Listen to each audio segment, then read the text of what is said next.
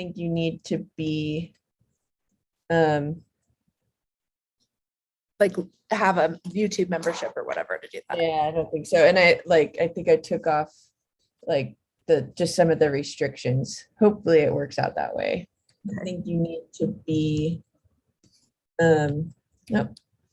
We're streaming. Like have a YouTube membership or whatever to do that. Yeah, I don't think so. And I think I took off like just some of the restrictions. Hopefully it works. Sorry, everybody. We're live and I hit the go button maybe a minute too early. So you hopefully can survive the like 10 or 15 seconds of chaos, which is me trying to pretend to know how to work a computer. Well, welcome to Freshman Friday. Facebook reminded me that it was like a year ago this week that we did our first one. Wow. Yeah, we've been freshmen for a whole year. Yeah, we've been doing this for a year and 2 weeks now. We're basically professionals at this. Patosh. But yes, absolutely. It's been so much fun to do this with you and Chad. And we should let our fans and our viewers know that Representative Banks is an I-80 coming back from an event between Cheyenne and Rock Springs. He sends his love and his regards, and he's sorry that he can't join us this evening. We missed him. We do. It's been a fun group to learn from, to grow, and to go through this interim.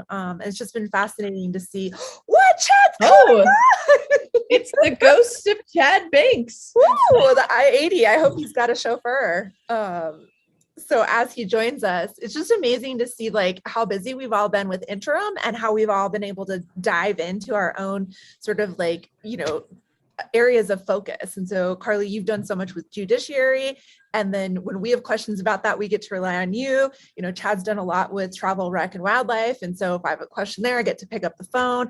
And so, yeah, it's been different to not be in meetings with each other, but good to be able to like share that knowledge base as we come back together. Yeah, absolutely. I look forward to hearing more tonight about your experience on minerals, and I know you've been working really hard, as I'm sure like me, most of my time is like behind the scenes, is like trying to make sure I go into a meeting knowing what I'm talking about and how to best support a bill or what amendments need to be made. So a lot of behind the scenes.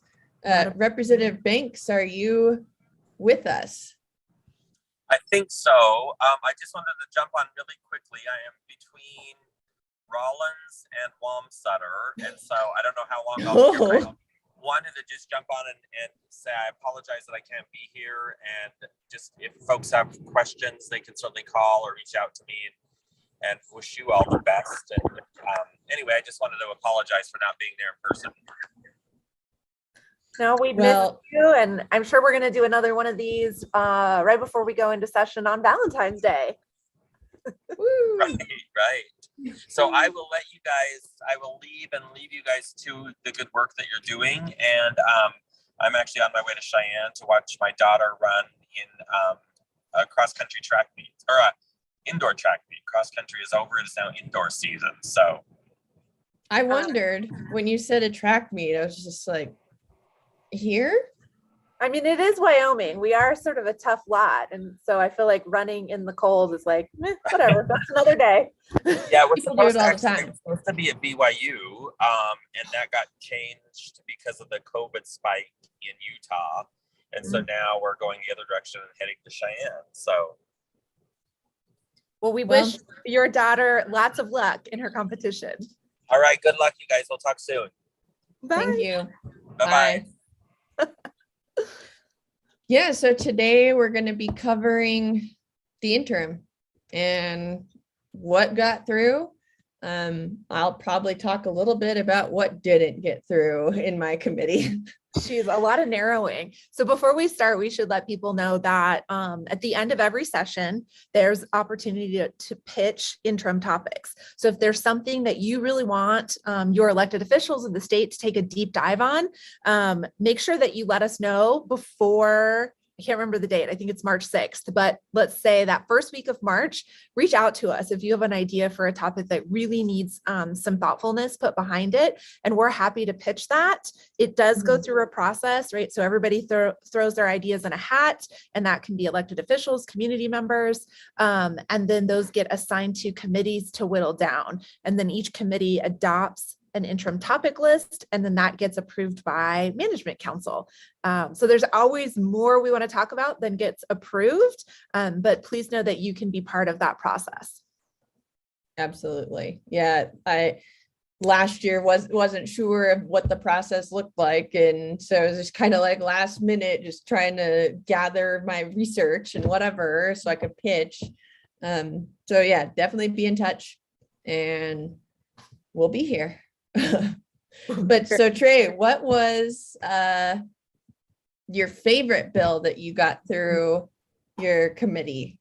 So I'll say in overall, there was a focus in minerals, business and economic development in making improvements to the Wyoming Business Council grant and loan programs.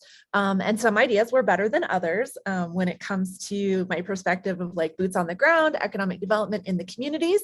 So that is the hat I went in wearing to say, like, how do we make these tools better for the local economic developers who are using them? So whether that is your municipality, your chamber, your Main Street program, your small business development center, whoever that is, that was my lens to think about, like, yes, it's a state process, but what does this look like on the ground? And so I'm happy to say that we are putting out a bill.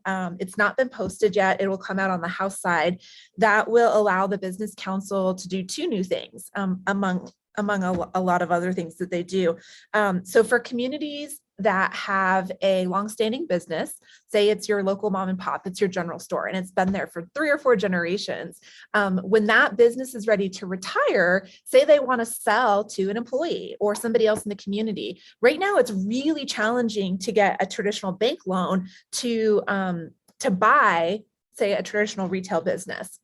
There's a lot of risk in retail right now, but the concept is that those legacy businesses really make a difference to our Main Street and our small communities, especially when they have a wide variety of services. So the Business Council is creating a program where they will back a loan for a legacy business that's been there for more than 7 years and help that new owner purchase it. So I think that's a really nice way of keeping our existing businesses going instead of having them shutter their doors. So that's one thing I'm excited to see come out of our committee.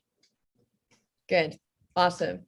It sounds like a good project. Yeah, we certainly need some diversification.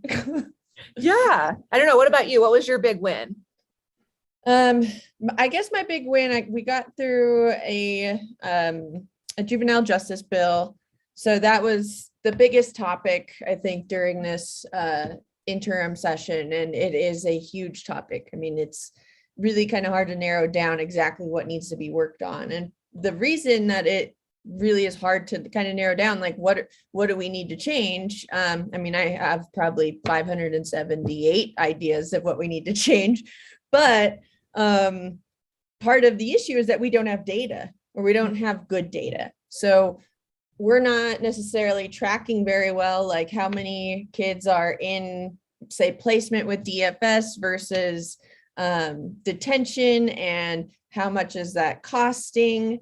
One of the things that the state does is we allow for courts to demand child support from parents who have kids that are in the system. And that is something that, we don't know how much it's costing for each under what would be, say, child protective services versus like juvenile justice. So, and we also need to get good data, because the issue with not having data too is that we are not meeting the regulations or the mandates that the federal government puts in so that we can receive federal funding for our juvenile justice in this state. Wyoming is one of, I think, maybe 2 states right now that isn't receiving federal funding, and we were the lone state for a long time. We put too many kids in confinement, meaning that we send them into detention, particularly for status offenses. So it's good to now have a system put in place where we're saying, we need this data, you have to collect it. You have to standardize it. You have to share it. Because I think that's going to kind of drive a process moving forward of what are we going to work on here? Because there's a lot. So that was a big win. And I think the conversations we had too were a big win. Yeah, very true. So for those who are out there thinking about, yeah, how we dig into these topics, I think data is crucial, right? We have to be fact-based, fact-driven, do it in a way that honors the science behind it. And a lot of the reasons why we serve, is emotional. We want to give back to our communities. We want to see justice served, but without the numbers, it's easy to get lost in anecdotal. So kudos to the judiciary for really digging into that. I know that that's one of many things that you guys did. Well, Carly, will you remind us how many different committees you sit on? Oh gosh, I probably should have looked before. So I am on judiciary. I'm on the select committee for Natural Resource Trust Fund. So we fund large wildlife or different conservation projects. And then I am on the select committee for mental health and substance abuse. I'm also on the governor's task force for suicide prevention of veterans specifically. Those are some heavy topics. Yeah, so thank you so much for digging into those critical issues for the state. What about you? What are all of your committees? So the two that I've spent the most time with, again, are minerals, business and economic development. That's one. And then management audit, which I really love. So it is about performing evaluations on state agencies or programs. So again, very data driven, but it helps with that checks and balance to say, okay, we're using taxpayer money to fund this program or project, and what are the results? And did we get the biggest bang for our buck as we utilize taxpayer funds? So those are the two I've spent the most time on. But so for those who are like, why only two, or why only that many? There was a new rule when we got elected. We broke the model, I guess, that freshmen could only have two major committees. But as we are one. Oh, that's right. One standing committee. Committee. Yeah. For workload. But as we run again and continue to serve, that will change when we're in our sophomore year. Mm-hmm. Yep. One more work to do. Yeah, exactly. Which would be exciting. It'll have to be like sophomore Saturdays to continue the session. Yeah, full days. So what of the interim topics were you just couldn't get there, right? We know that we had special session come up that ate away a lot of time. We have redistricting. So a lot of our staff support through Legislative Service Office or LSO has been focused on those two things. So I know a lot of our committee work sort of was set aside with those being the priorities. So what is it that you feel like you guys just didn't have enough time to really get something good out of? I mean, broken record, but despite spending more time on juvenile justice than I think anything else in judiciary, we didn't get to dig into more. I think there was a lot more in-depth questions that needed to be asked. But we also, one of the other big topics we took on was Title 25. So for folks at home, that's involuntary hospitalization of folks who are struggling with a mental health crisis or otherwise, and what can we do in those instances when that's an issue. And we talked about it. We had big bills. They were thick, and then at the end of the day, the bill drafts were just kind of so messy, and that we just had to say, well, this can't go forward. So we didn't come up with real solutions, I think, for that. And I think that really that discussion just needs its own committee, and just needs a lot more stakeholders and a lot more impacted people. So that was definitely something that we didn't get to spend enough time on. We also had another issue with data reporting for like law enforcement. And that was something else that I think we could have spent more time on to just come up with legislation, because we learned about some new problems while we were digging. Yeah. What do you wish you had more time for? So I was not sure I'd be into this topic, but I surprised myself. So the Minerals Committee took on this concept of, where is it in my notes here? Like carbon sequestration credits or a carbon market. So the idea, and I mean, this is very watered down concept, but like you see now that there are some credit card companies that let you offset your carbon footprint by like buying a tree with like every swipe or whatever. And so the idea behind this was, as we get better at taking carbon, out of our fossil fuel industry and figuring out how to store it, that there should be some sort of market where people can sell and trade those storage credits. So ideally, there would be a federal market that we could all of the states could align with in the same way that you have federal banking regulations, but it's not there yet. And so sometimes you see the states leading on these issues if the federal government's not there yet. And because our minerals industry is so critical to Wyoming, it's just something that's very important to this committee to think about, how we can be mindful of our greenhouse gas emissions, but at the same time offer a way for people to sort of offset their impacts in creating carbon. So yeah, something I had never really thought of before, but that we ran out of time. So it was just too complicated to get something set up with the idea that it would have only been within Wyoming's borders, which probably is not sustainable over the long run, as opposed to having even a Mountain West state compact on something like that. So yeah, it sounds like a complex issue that also we haven't quite nailed down in terms of science, right? Yeah, it's hard. Carbon recapture, whatever, to date hasn't had a system that's worked globally. Right. So we're talking about capture, sequestration. What do you do with it? Is it usable in another product? How do you store it in geological formations? Who is liable if like a storage area leaks? We talked about all these things. It was really fascinating and complex. And the other thing that got set aside was the nuclear permits. So we know that TerraPower is chosen Kemmer as a location to do what I call like a baby reactor. And it's still very much in a test phase, and even getting it built and up and running is going to take, 15, 20 years.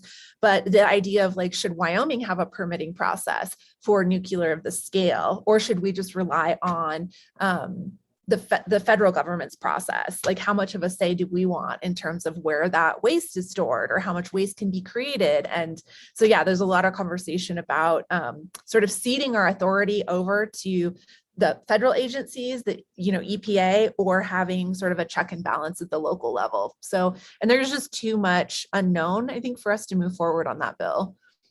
Yeah, no, absolutely. And I think, a lot of the discussion, you have the Conservancy of Scientists or something like that. That's just like, we have serious problems with this. And this usually costs way more than you think it's going to, and takes longer and runs into problems. Yeah, so there's certainly a lot to consider before we kind of move forward on that.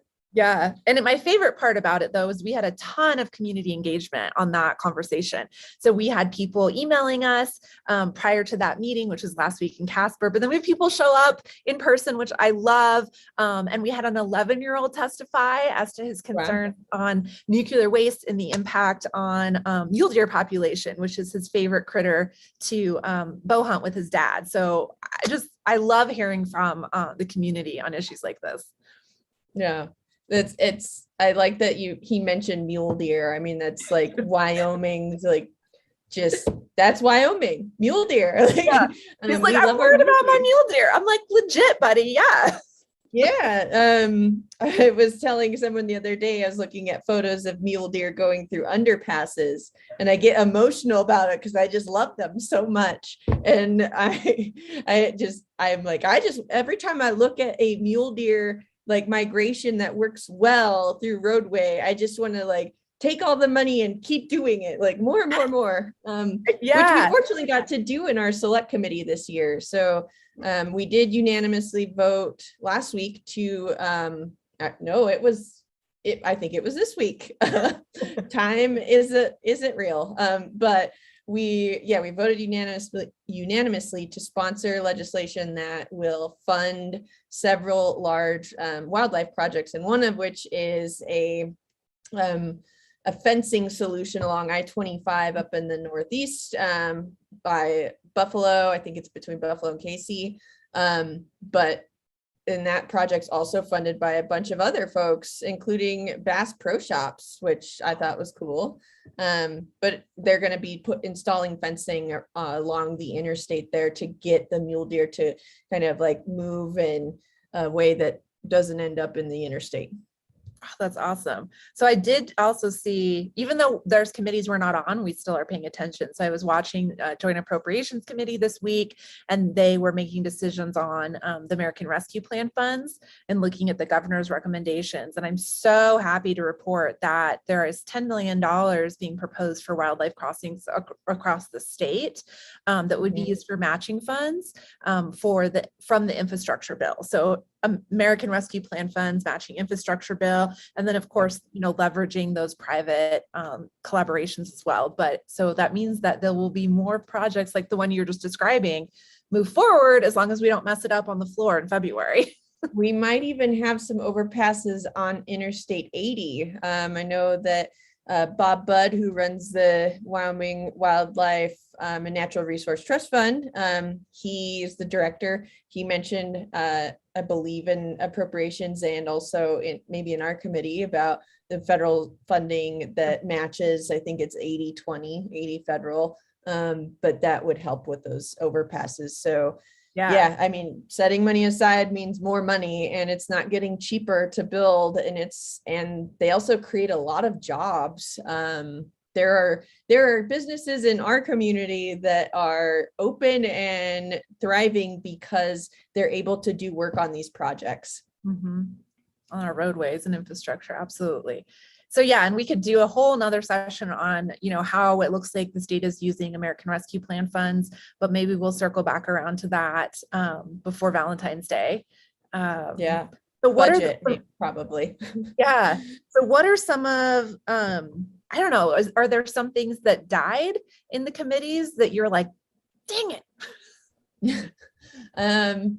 Things that died that I said, dang it to. I mean, one of the things, kind of going back to juvenile justice again, was we had brought a bill request up for sponsorship that would have reduced the age that we could send kids to our detention facilities. So right now, if a 12-year-old commits a crime and they are sentenced, they're sent to the boys' school for whatever reason, which is our state facility for youth offenders, they can be 12 years old or up.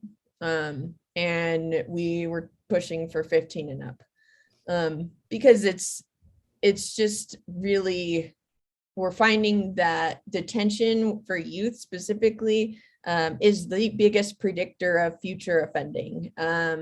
It's, when you talk about recidivism, it just skyrockets. So there's something that's not working there. And so trying to keep kids in their communities was kind of the point of that. And I was certainly invested in that and in moving in a direction where we have a more standard process of what youth who are we sending to these facilities and when, in the most extreme circumstances. And that bill did not get enough votes, or that idea, I guess. What about, yeah, I know, heavy, sad, happy Friday, everybody. What about, maybe your biggest disappointment in what did it move forward, or if you want to take a different route, because I know you are the most happiest person I know. So I'll twist it and say I got to kill a really bad bill. Yeah. And as a freshman, it was a learning experience. So my analogy is, your first hunt, you go out, with your mom or dad to get antelope, and maybe you're, 12, 13, and you get it, but it's not a clean shot. So you got 2 shots, right? And then you're like, okay, it goes down, and it's emotional. It's like, okay, we got the meat, but it wasn't as like polished as I want. So my analogy is I need to go back to the shooting range and keep at it, because my bill killing skills are still a little clunky. But there would have been through minerals a bill that would have required communities to essentially pay back Wyoming Business Council grants, which to me is like, it's a grant, right? You have matching funds, cash in kind, you put on the hustle and the groundwork, you put in your application. It's like an 18-month process. So it's not free money. Like you work for this and then you get it. It's not a loan. And it's not a loan, right? So, and sometimes communities do both a grant and loan combo. But yeah, the conversation was that communities who receive Business Council grants should recapture and pay back up to like 75% of that grant. But not only like, oh, okay, you're good, you're paid off again, but for the life of the project.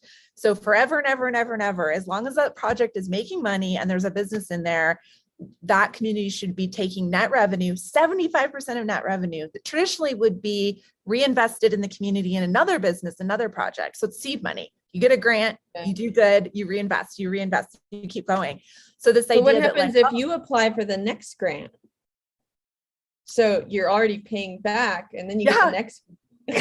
Yeah, we didn't even get that far in the conversation, right? But this idea that, the Business Council doesn't have enough money for their grants. And so instead of us giving them additional funds so that goes farther in the communities, the suggestion was that communities should essentially pay the Business Council back again for grants. And so that was really sloppy and didn't make a lot of sense. And there was some misinformation spread throughout the committee.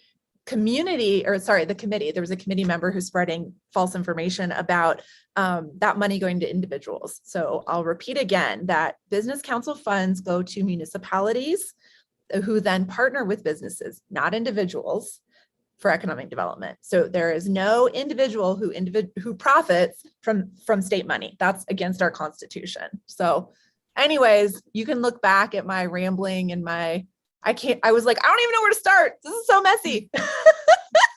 But it died. I was super happy. So I don't have to fight that one on the floor. Well, I'm glad. It sounds like you are a fierce advocate for small businesses in this state, and I appreciate it. I know that they do as well. Thank you. I try. We all try. So we do have a question coming in. Yay. So exciting. What is the process to kill a bill? Oh, what is it, the process to kill a bill? I love this game. I have wanted to make a board game on killing bills because I think one, it would be very educational. Also, there's a lot of joy in killing a bill, at least for me. You can kill a bill in a lot of ways. So a bill has to go through like 9 different obstacles, right? And I can upload a map at some point. I've uploaded it in the past, but essentially a bill could die because it doesn't get introduced at all. So this year bills have to pass 2/3 vote to be introduced. And that's a high bar, which is good because we don't have any time to do any of these things. But it might not even get introduced at all, so we don't vote on it, or maybe we vote on it and it dies, like it just doesn't get the majority votes, or maybe it does get the votes, right? And it's going somewhere. You can, if the bill has flaws in it, which like the example that Trey just gave with the grants, a way to kill that is just with facts. Here's how this bill doesn't work, and kind of just putting in a lot of doubt into people's minds, and that like, hey, we haven't done our homework enough. We need to come to the drawing board again. Like this common phrase you'll hear is, this bill's not ready for prime time. Yeah. Trey, what are your I'll give you some airspace on this since I really enjoy talking about it. But what Oh, are it's- some other ways you Yeah, think can it's kill fun. bills?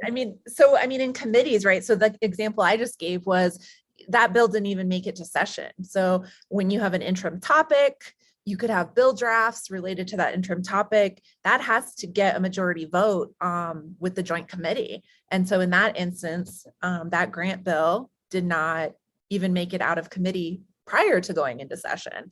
And I think, Carly, you alluded to like bills can sort of be like set in a drawer and leadership can decide not to even introduce them. And that for sure will happen. So again, the budget session is only 20 days. We've got a budget to vote on. We've got federal money to vote on. We have redistricting. We have committee bills, and yet there are still individual bills being filed, and there just isn't time. So sometimes it's literally an issue of like, we ran out of time and didn't even get it on the docket. Yeah, when we over talk on a bill, there's often someone that goes to the mic that says, you keep gabbing about this, but all I hear are the bills dying in the hall because you're not giving them any time. No airtime. Which is a tactic. Sometimes you just go up to the mic and run out the clock.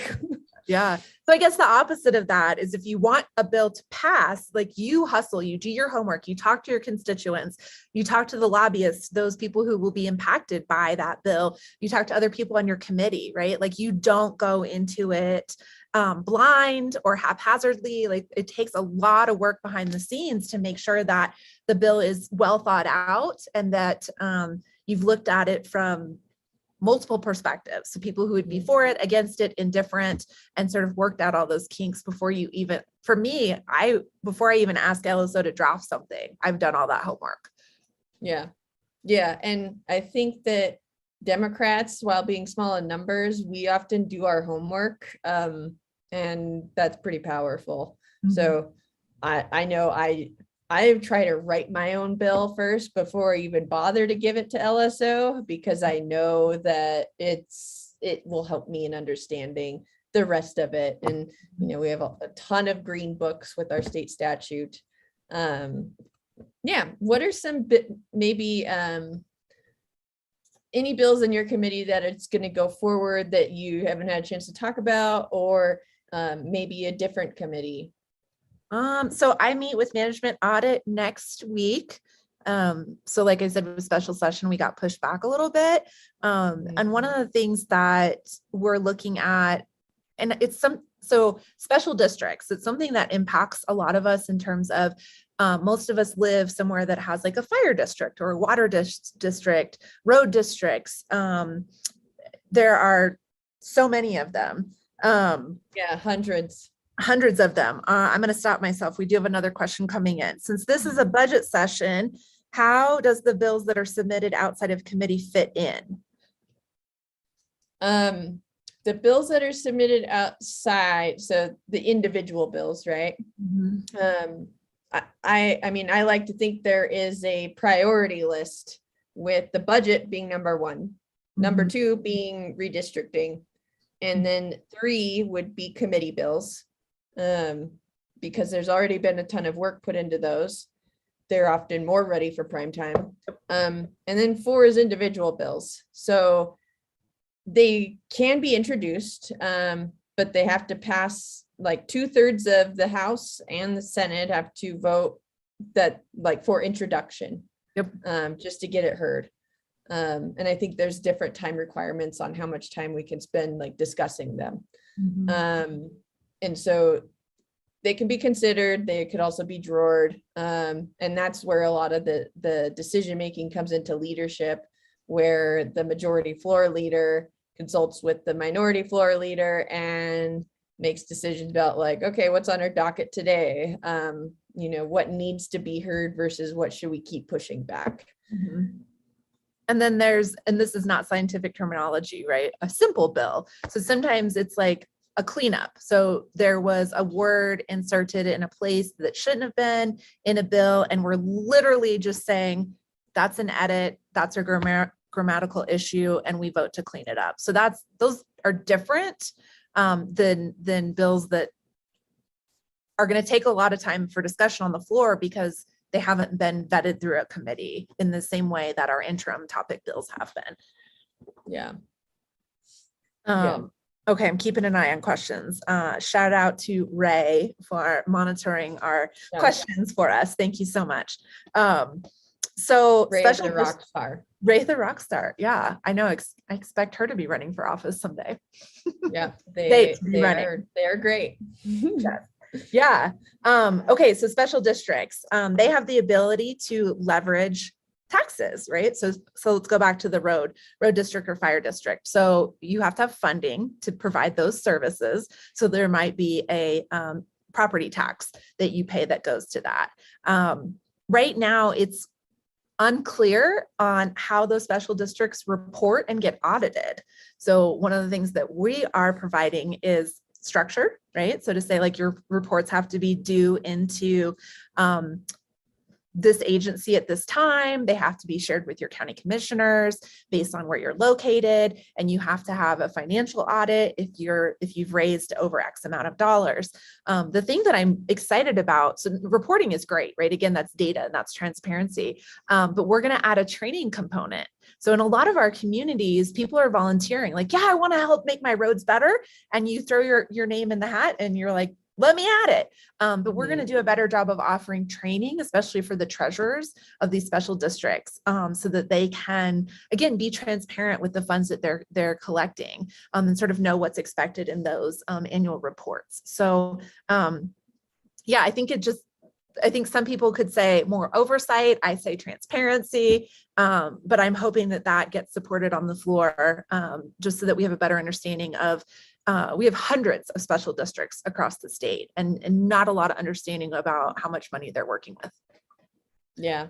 Yeah. And they have a fiscal impact when you have that many. I was having a discussion with someone yesterday about this. How do you save money for counties when we don't have a ton of taxability or ways to generate revenue, particularly in our county where we don't have minerals. Yep. So we're reliant on other things, and we also have the university here. So yeah, special districts are expensive. It's basically what I've learned. Yeah. And I mean, for the most part, it's the people who are impacted by it do get a vote on those. But then it's not been clear on, after it serves its purpose, if it's still sitting on money, like how that gets dissolved and reallocated. So one of these bills will also set up a process of how either the property owner gets a credit back, or what agency then it gets transferred to. So that way we don't have pots of money all over the state sitting there, like not doing anything. So the bills that have been listed, how many bills is the mineral committee sponsoring? So they're not all posted yet. So I think, I'm totally guessing here, I don't have my notes. I think we have 5 coming out. But yeah, I was going to make a post on my social media when they all are posted and do like a quick summary on that. So I think there'll be 3 from management audit and 5 or 6 from minerals. Yeah. What about you? I think we have 10.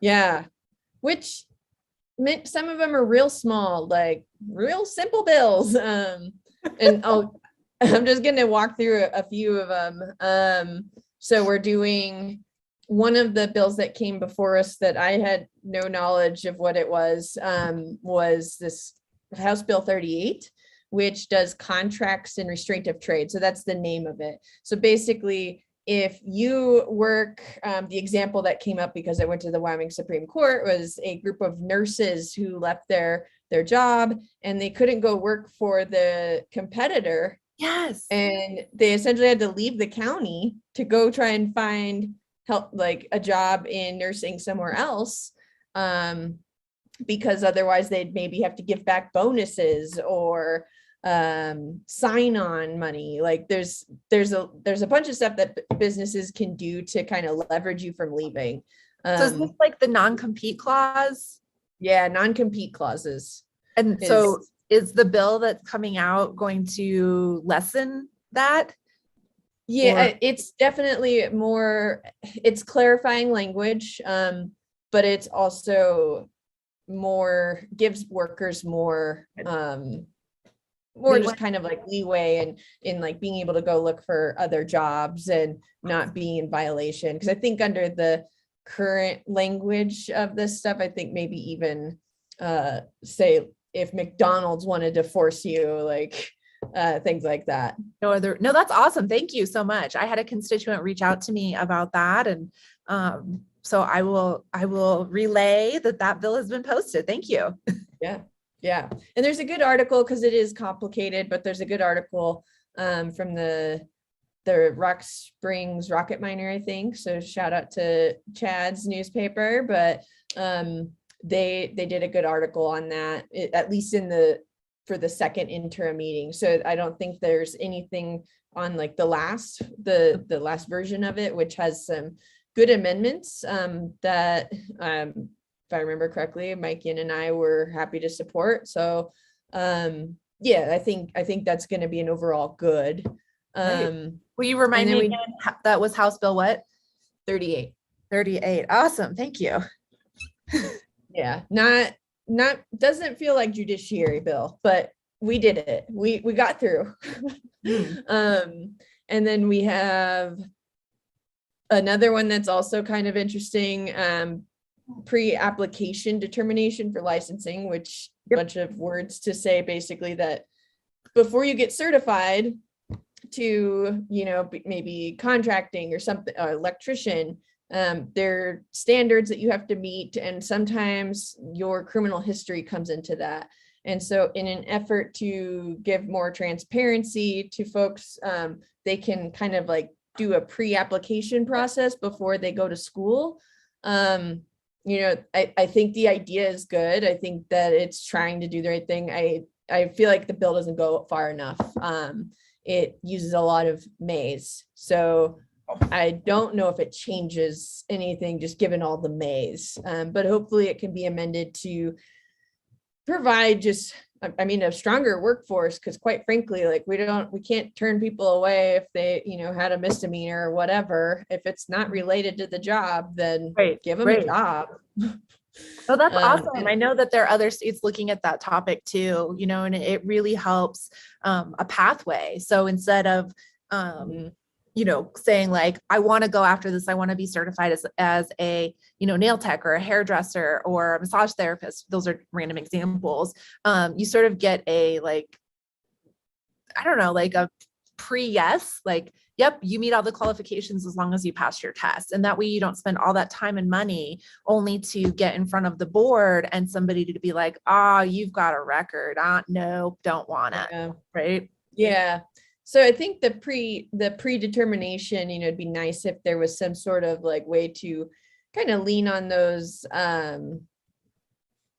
just the certification process, so that if they say no, like your record's fine, we don't care, and then you go and you actually do all the work, and then they tell you no, then because of your criminal history. I mean, I just like, you should get your money back for your education, is my opinion. But so disheartening. Yeah. Out. Yeah. And so I hope it's beneficial for folks. I certainly think we need to talk more about expungement of criminal records, and just being more forgiving. Like, if we really believe that people have done their time, then why keep punishing them? And then we also are doing some stuff with judges.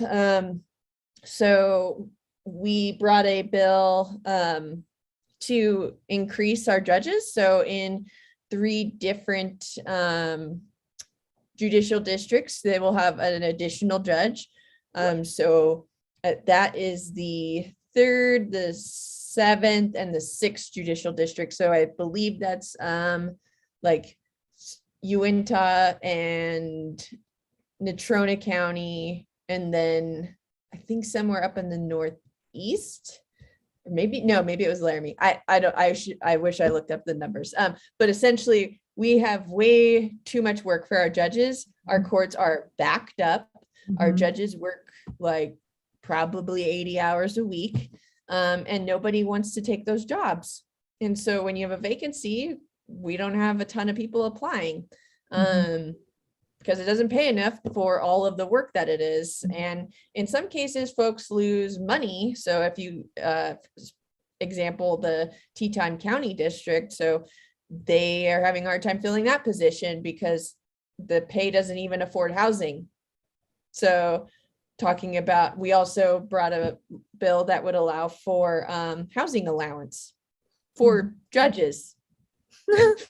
Simple. Oh, we have another question coming in here. Are there bills outside of our own committees that we're excited about? Yes.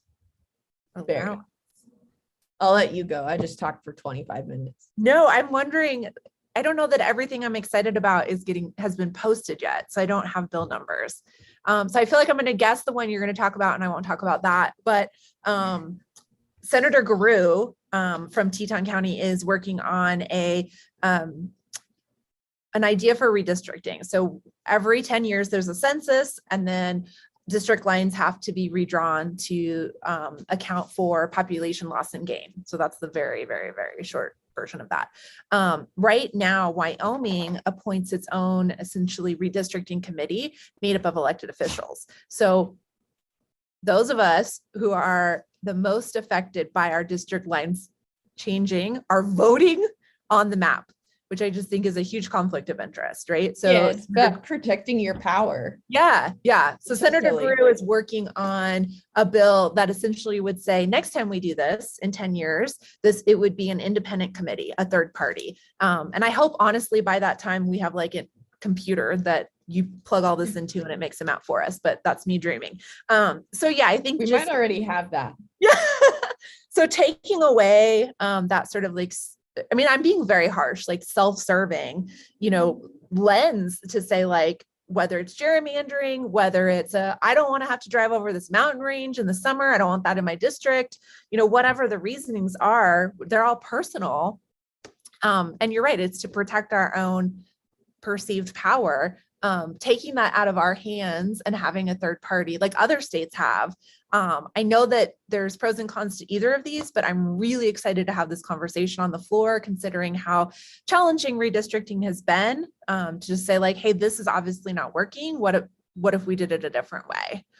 Yeah. I mean, at the very least, it would be good, I think, to move our redistrict, like the year that we have to do redistricting, we just have more time. Like maybe that's the year that we do 40 in the budget, because it's just a ton of work. And it's hard to kind of like dive deep in if the committee hasn't completed their task, which we're at that problem right now. They have a lot of work ahead of them. I don't envy the corporations committee. So I should say I was harsh, but like kudos to everyone in corporations. Like they've put in a lot of extra work.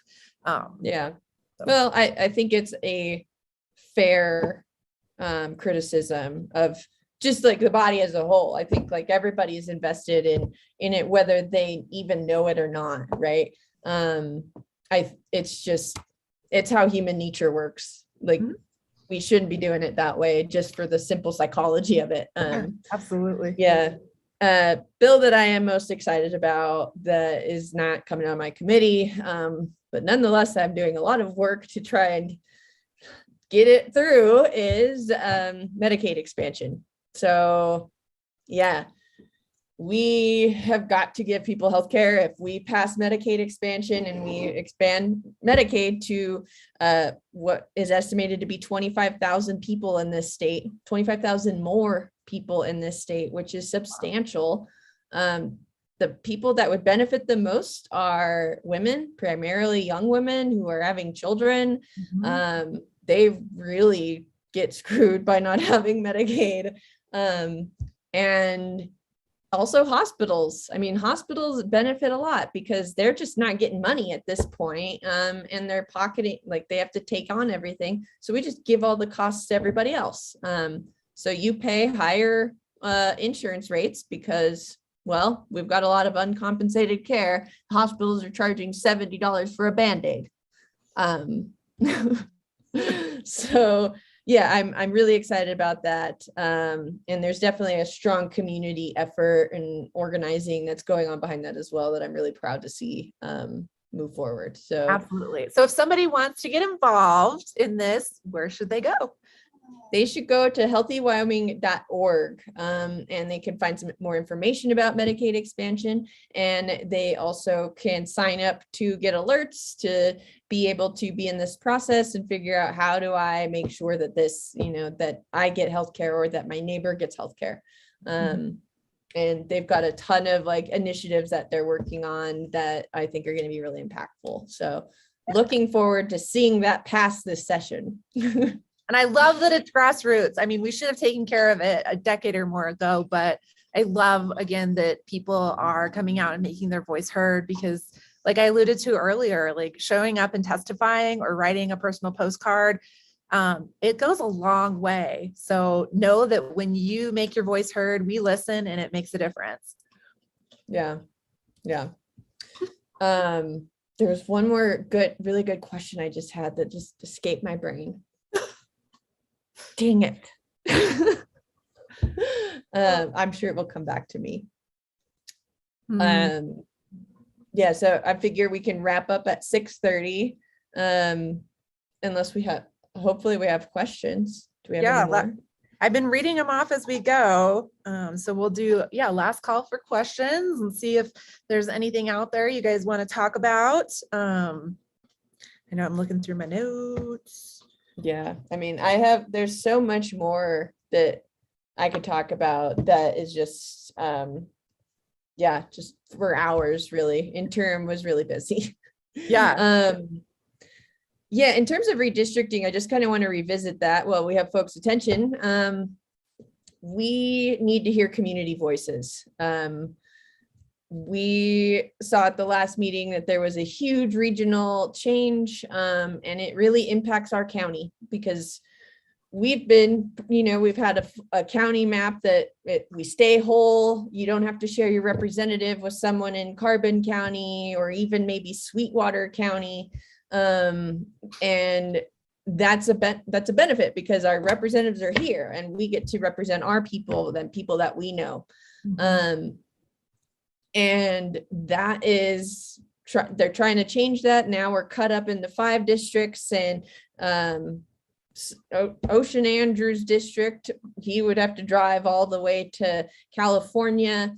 And I believe, Trey, you'd have to drive all the way to Nebraska. Yep. Maybe Missouri. So but it is a difficult thing to kind of talk about and like understand, and not everybody, I'm learning about this process now as a legislator. Had some idea before, but here we are again thinking, I thought I knew something, but now I'm actually knowing it. So yeah, definitely, if you have questions, get in contact with us. And if you're willing to testify and advocate for your county, please do. I mean, let us know. I'm happy to share information with you about like what's good messaging, or just help you with what you want to say. Because really the community is what makes legislation better. We don't know everything. I don't, at least. I don't know about you, Trey. You might. No. I rely on my community for my smarts. Yeah. Well, it's been, I guess we don't have to say if no one has questions. Is there any last things you want to throw out there? No, I don't think so. My dogs are in the background whining to be fed, so. Yep. I'm surprised mine isn't. Crow Jane, like grabbing a toy, right? Oh, she'll just straight up get in my lap and put her, like, try to force her tongue in my mouth. Love our fur babies. Yeah, I was like, you are a wolf. Cool. No, I think I want to thank you, Carly, for this time. You do a lot of behind the scenes tech work to get this set up. So thank you. And another shout out to Representative Banks, who made a brief appearance, but just know that we are so pleased to be able to have these conversations with each other, with you. Reach out. We have an open door policy, and we can't wait to serve you in this budget session starting on Valentine's Day. I remembered the question. and you can stop me if you think we should talk about this next time, but are like, what's your views on sponsoring legislation? Are you going to bring individual bills? Yes. What are your thoughts? So this year I've decided not to file an individual bill. One, because my impetus for doing so typically is a constituent reaching out with a hot button issue. And there was nothing specific that happened that warranted a bill. But because I want to help get the bills coming out of minerals through. So even though it's a committee bill, they still need to be introduced on the floor, championed on the floor. So I wanted to have some time to spend doing that. And know that you have to be in multiple places at once, right? So if you're leading a bill, you're on the floor, you're in committee meetings, you're in the House, you're the Senate, bouncing back and forth. And with 20 days and being a freshman, I was like, I really want to make sure that my attention is 100% on the budget and redistricting and, the bills that I know inside and out. Yeah. So what about you? Same. I mean, part of why I wanted to ask the question now is because like people are asking me like, oh, are you sponsored? What are you bringing this session? And I brought 5 bills last time, and it was a lot because it was, if you're not on the floor, you are talking to lawmakers, you are trying to contact people in the community that can help advocate for it. You're trying to talk to lobbyists, like you are doing everything you can to get that bill through because it's on you. And if you don't do your work, like, and you get called up and you look silly, like that's not helpful. So I'm also, the budget is daunting to me. And I'm spending a lot of time like learning it and trying to figure out what we're doing with ARPA and where I have a cheat sheet for you. Yeah, no, I saw that. I appreciate it. But essentially, like, yeah, I mean, we need to, the budget presents a million opportunities for change.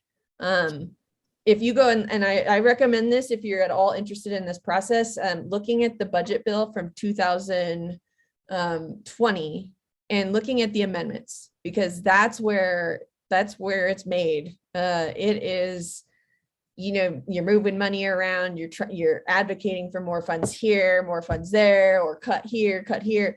And a lot of that impacts like policy or what's going on back at home for you. So it does, like, I'm sure I will bring amendments, and I will be fighting for mental health care. I will be fighting for healthcare. I'll be fighting for people that just don't, that are often forgotten. So, and I do that by making sure that we have enough money to ensure that they have a safety net somewhere. So yeah, I share your thoughts.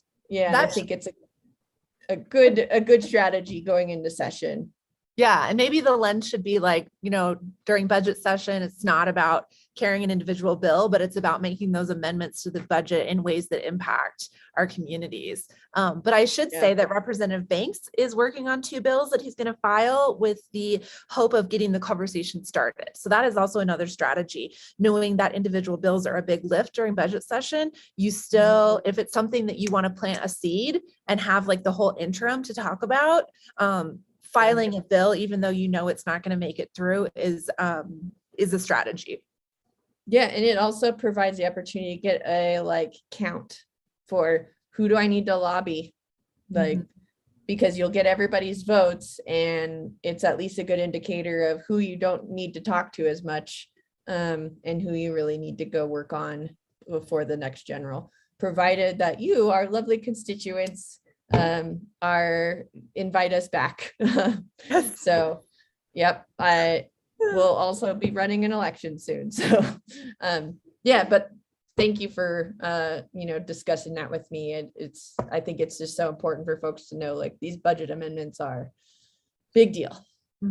Yep, absolutely. All right, well, hopefully folks at home feel good, feel like they learned something. I know I learned some things from you, Trey, so thank you. And I took notes of like the cool bills that you guys got out, so thank you. Yeah, nope, I'm excited to talk to you some more. All right, goodbye everybody.